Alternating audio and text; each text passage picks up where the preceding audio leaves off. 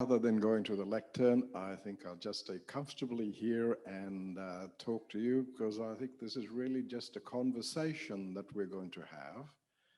I've been given the subject of grieving and resilience.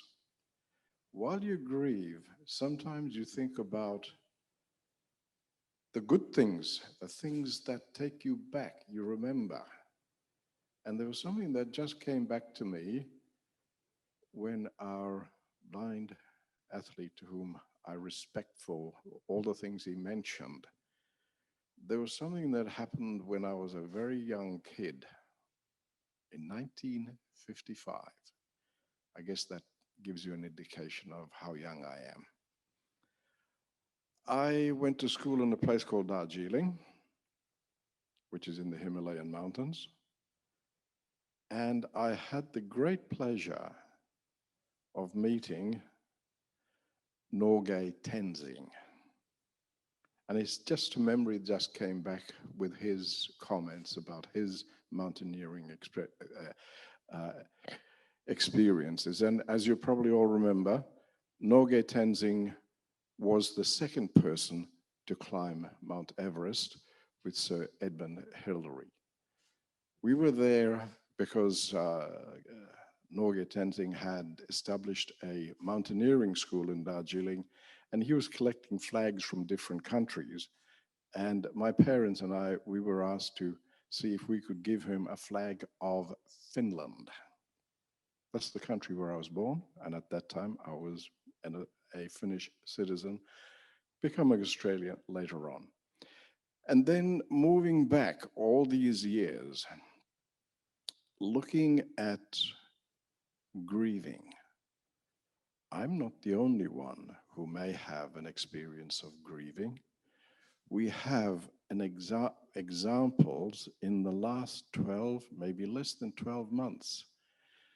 Fathers, mothers, sisters, brothers being taken from us by COVID-19.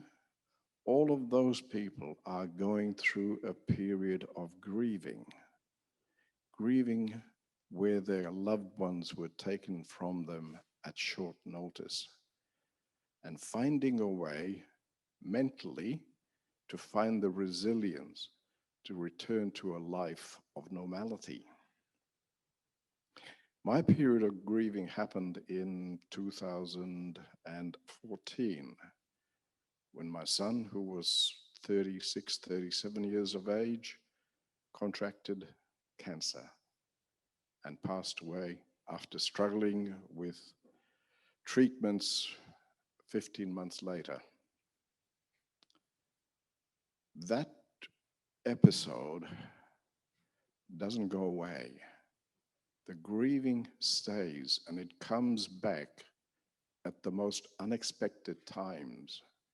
And I guess all of the people that I've just referred to who have gone through this process of losing loved ones, they will be going through the same thing. But the one great healing issue that I have found is time.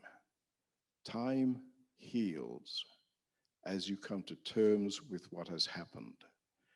And it's not an easy process. You have to find the resilience within yourself to let go, even though it may be very difficult, but you let go while you remember all the good times that you had. And so it was with my son that even now, at the most unlikely times, driving a car, I might be driving somewhere where I did something with my son and the memory comes back. But then you think, that was great. I enjoyed that. I don't need to grieve. I need to be happy that we had that time together. And I'm sure that all of the people who currently suffer from the same thing because of COVID-19 are going to go through the same issue and find peace. And I guess the greatest thing from our previous speaker, having had the affliction after having a great life, is now a situation where he's blind. But through that, he's found his way through it.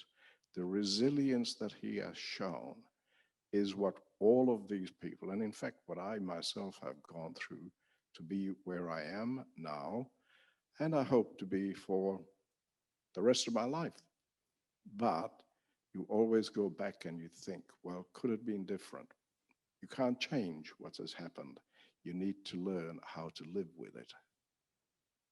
So I think they are my opening comments that I'm not the only one who's grieving. There are many around the country who are grieving. In fact, in Australia, it's several hundred people who have passed away as a consequence of COVID. I think about the numbers that have passed away in the United States with such horrendous numbers. And all of these people will need to go through the process. The one thing we never should forget that there are organizations that are there to assist.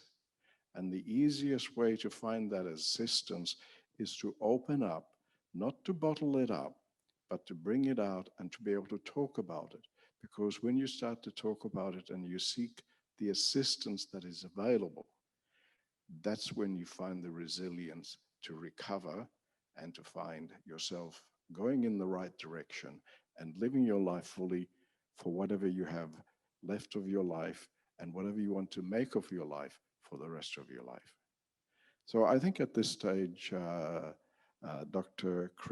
Ramakrishnan, we might just go to a general discussion amongst the panel members. And if there are people who have questions, maybe we can answer those questions, although we have designed these panel sessions that mostly, because we have a very short time, this session actually has 2 hours, so we are well and truly within time. So if there are questions, I think I would like to, with your permission, suggest that we might do that.